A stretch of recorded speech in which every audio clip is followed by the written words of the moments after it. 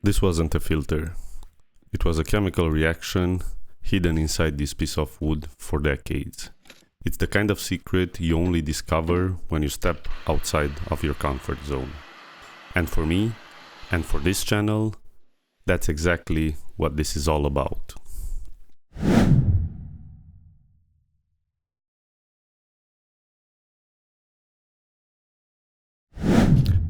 For the past year, I've worked a lot with walnut.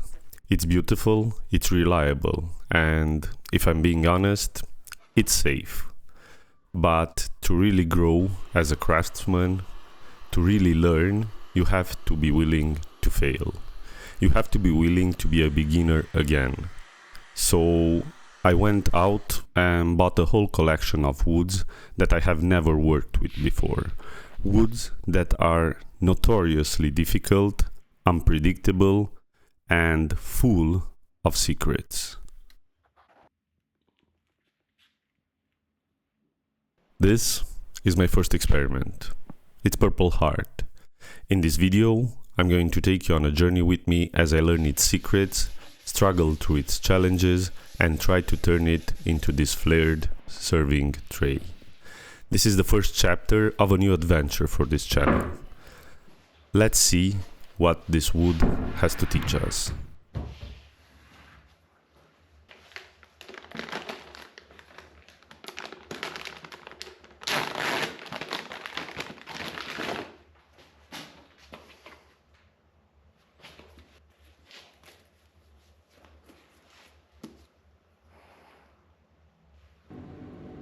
The first lesson Purple Heart teaches you is that it is a liar. On Instagram and here at the lumberyard, it's a jewel, a vibrant, almost alien purple. But the moment you bring it into the shop and make your first cut, the dream dies. The purple vanishes instantly.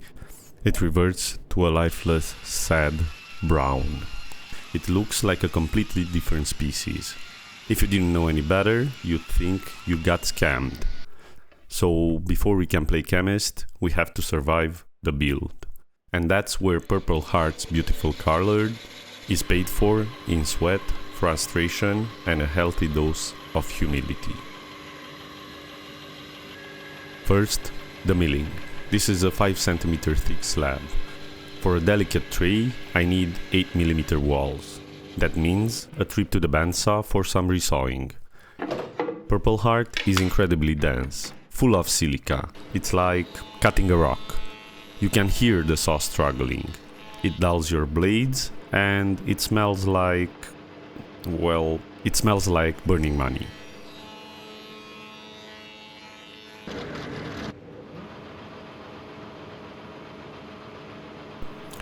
Once the boards are resawn, it's back to the planer to get them to their final 8 mm thickness. Planing thin stock is always a bit stressful. The board wants to flex and the planer wants to eat it. You have to support it perfectly on the infeed and outfeed to avoid snipe and get a consistent thickness from end to end.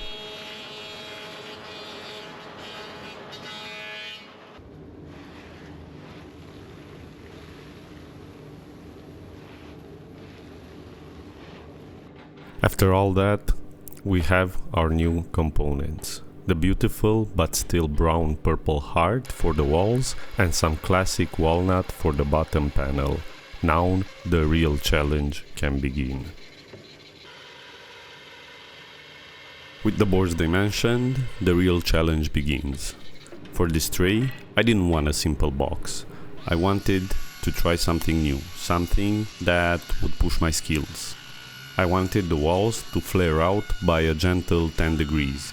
But what does that actually mean? It means the entire construction process gets exponentially more complicated. Before we can even think about the corners, we have to establish the initial flare. That means tilting the blade to 10 degrees and beveling the top and bottom edges on all 4 wall pieces. This is the foundation.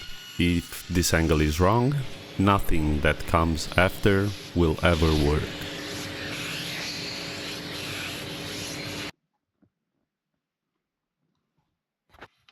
Now for the corners. This is no longer a simple miter cut. It's a compound miter. On paper, it's just two angles. In reality, it's a nightmare of geometry. The table saw blade is tilted to 45 degrees. The sliding table is set to that same 10 degrees. Both have to be perfect. On a forgiving wood like walnut, this is stressful.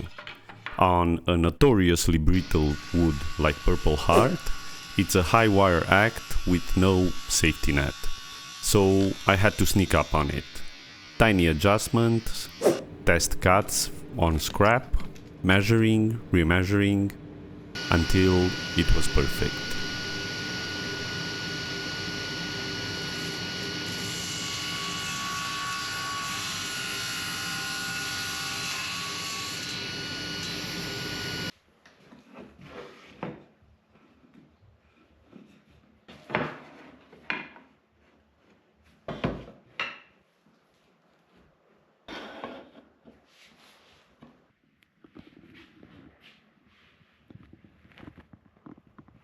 Even a simple detail like the handle becomes a source of anxiety. It would have been easy to add a handle on top, but I wanted a clean, integrated pull. For a production run, I'd make a template, but for a one-off piece, you need a faster method. So I built a router cage directly on the workpiece. I clamped blocks on the sides to limit the length and used a small cutoff as a perfect spacer to guide the router's base. It's a simple, low-tech jig, but it gives you absolute control.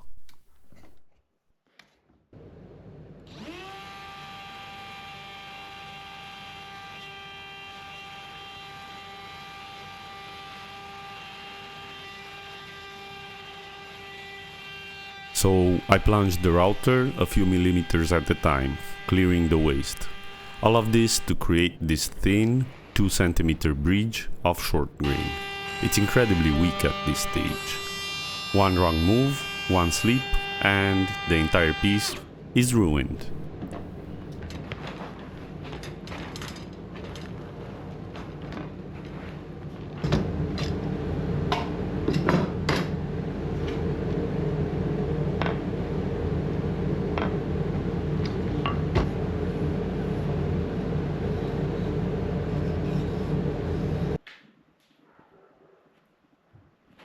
Now that we have the walls cut, we needed the bottom. That meant cutting a groove, but because the walls are flared, a standard straight groove won't work. The blade has to be tilted to the same 10 degrees angle to match the wall, ensuring the flat walnut panel would sit perfectly.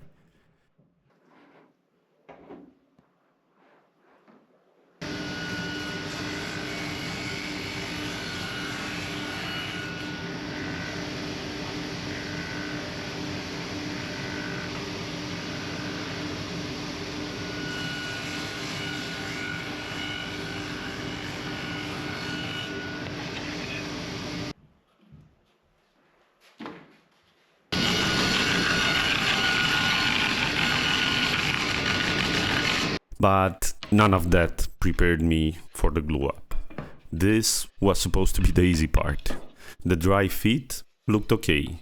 I thought the clamps would handle it. Boy, was I wrong. It was 2.5 hours.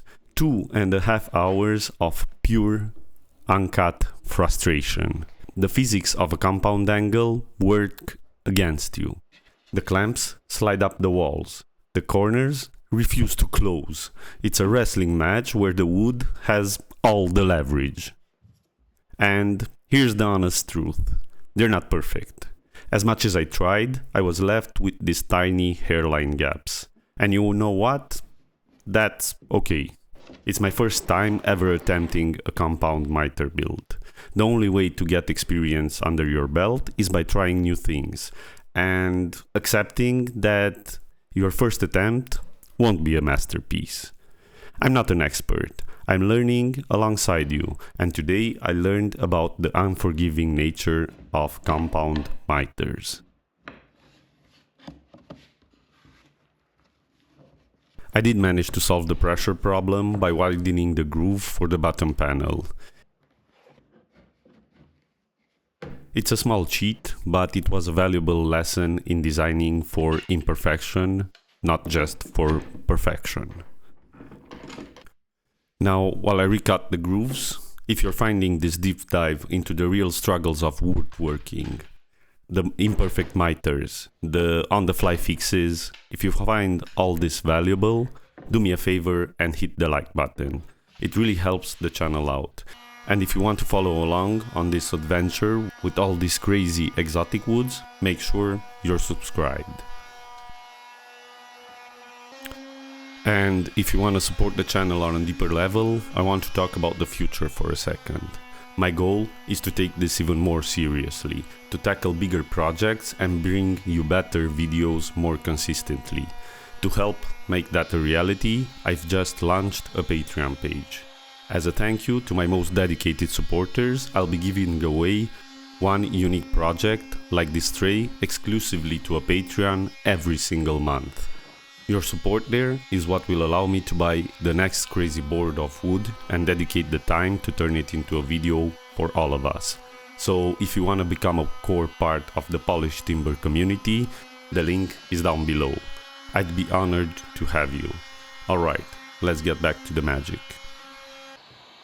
With the tray finally assembled, it was time for another first for me, trying to master the alchemy of Purple Heart's color. I knew from research that you needed heat, but heat is a chaotic tool. And here's my first lesson. If you're impatient and you get too close, you get this, a dark, ugly scorch mark. I cooked the wood, and you can only undo that by resanding the piece.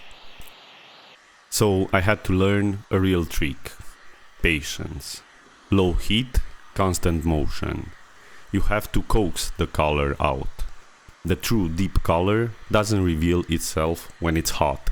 It blooms and deepens as the wood cools. It's another secret this wood forces you to learn. But bringing the color back is only half the battle. Now you have a new enemy, light.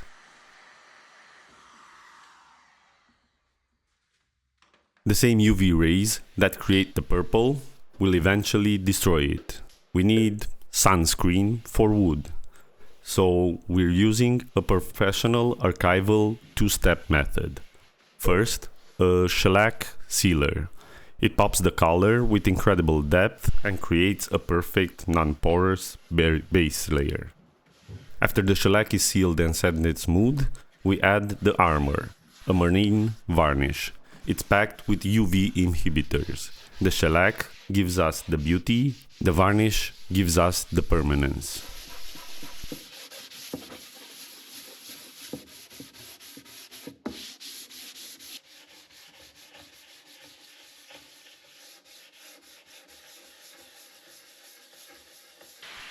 From a frustrating, dull brown board, through a nightmare of imperfect miters and 2.5-hour glue up from hell, to a finished piece that taught me a dozen of new lessons. So the final question, was it worth it? The imperfect miters, the burnt test pieces, the multi-step finish. Absolutely, because this tray isn't just a project, it's a lesson. It's proof that the only way to perfect your craft is to be brave enough to be a beginner at something new. And today, I feel like I've leveled up. A reminder that the journey is more important than the destination.